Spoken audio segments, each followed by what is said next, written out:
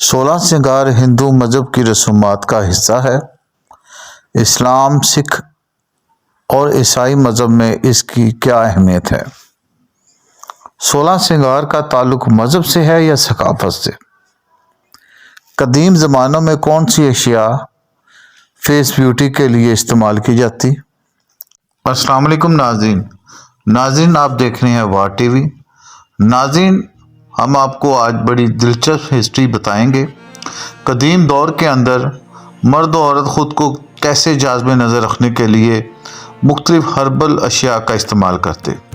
कदीम मिस्री, अफ्रीकी और एशियाई आर्कियोलॉजी के मुताबिक ख़वातीन अपने चेहरे की रंगत को खुशनुमा करने के लिए सुर्ख मट्टी, अंजीर और शहद का लेप करते, जिससे उनकी रंगत निखर जाती।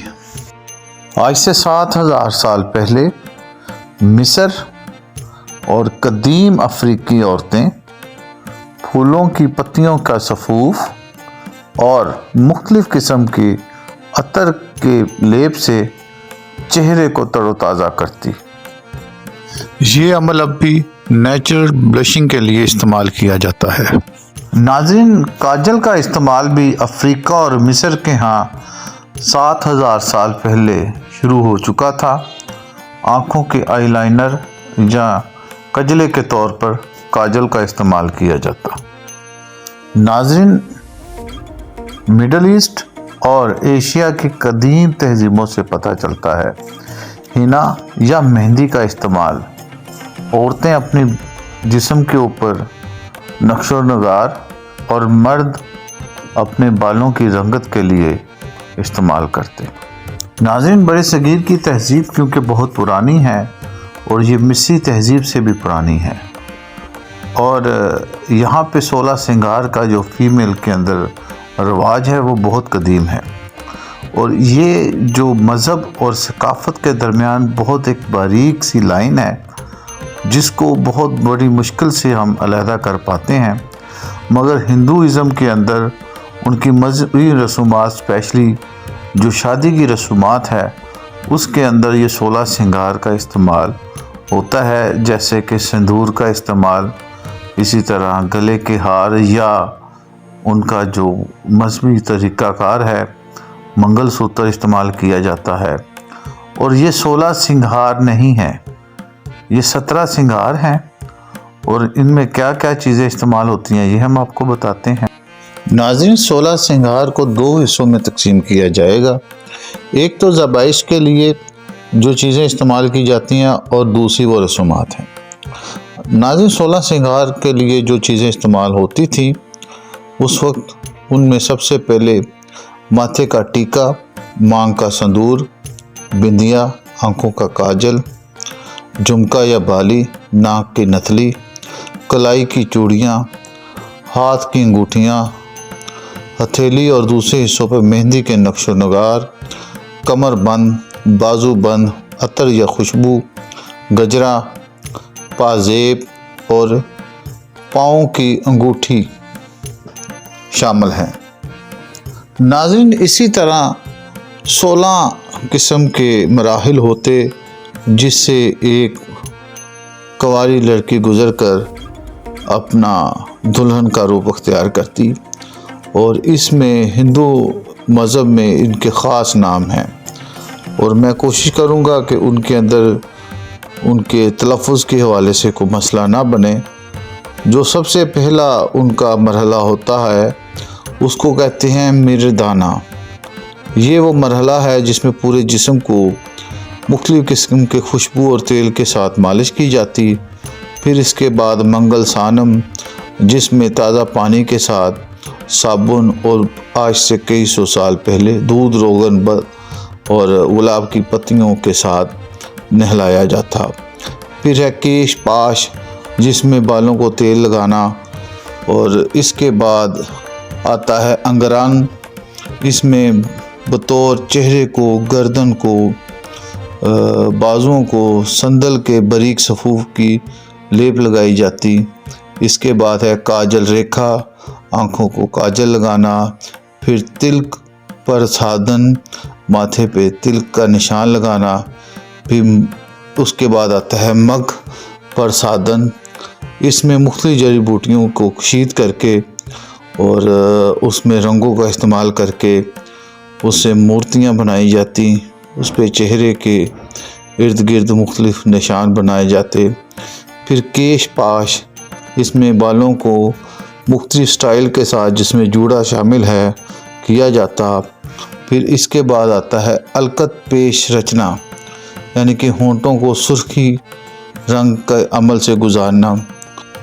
اس کے بعد آتا ہے یادو سوشم، اس مراحل میں پیروں کو صاف کیا جاتا ہے۔ پھر مہاوستر، اس مراحل میں تمام اہتمام عروسی جوڑے پہننے کے لیے کیے جاتے۔ پھر پوش دھرنم، اس کے بعد چنبیلی یا موتیوں کے گجرے استعمال کیے جاتے، پہنائے جاتے۔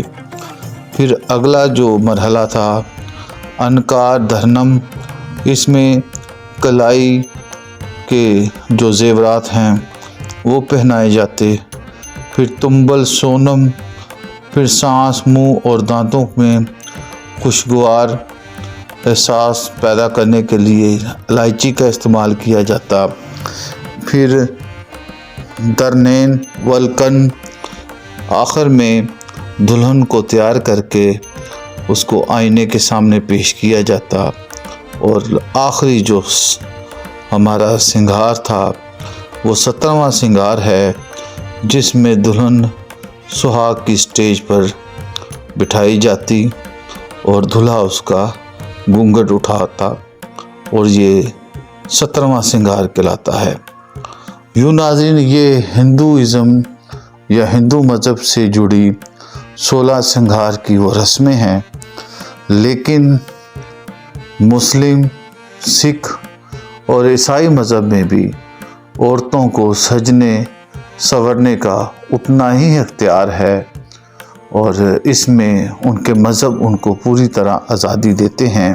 عہد نامہ قدیم، جو کہ بائبل کی قدیم کتاب کا ترجمہ ہے، جس کے اندر وہ بادشاہ دوم کی مسز، جس کو ایزل کہا جاتا ہے، اس کے بارے میں لکھتے ہیں کہ انہوں نے اپنی آنکھوں میں کاجل کا استعمال کیا۔ اور اسی طرح ناظرین، مسلمانوں میں بہت سے صحابہ اکرام نے اپنے داڑھی اور سر کے بالوں کو وائٹ کلر سے ریڈ کلر میں تبدیل کرنے کے لیے مہندی کا استعمال کیا، اور پھر صحابہ اکرام جسم کی بدبو کو دور کرنے کے لیے عطر کا استعمال کرتے۔ اسی طرح فیمیل عورتوں کا جو 16 سنگار تھا وہ ہندو فیمیل عورتوں سے مختلف تھا۔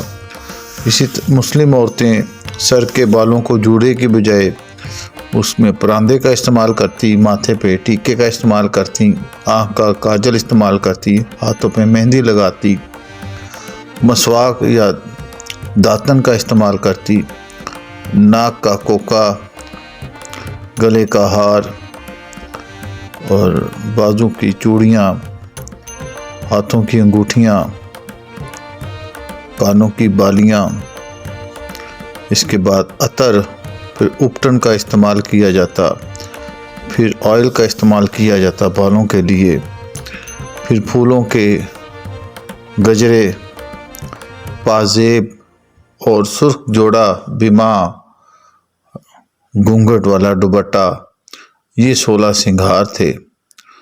اسی سے ملتے جلتے سکھ خواتین کرتیں، مگر ناظرین، ہندو، مسلم یا سکھ یا عیسائی، ان تینوں مذاہب کے اندر اور ایشیا کی بر صغیر کی تہذیب میں جو سب سے خوبصورت چیز تھی وہ یہ تھی کہ ان چاروں مذاہب میں عورت کی جسم کی نمائش کو برا سمجھا جاتا۔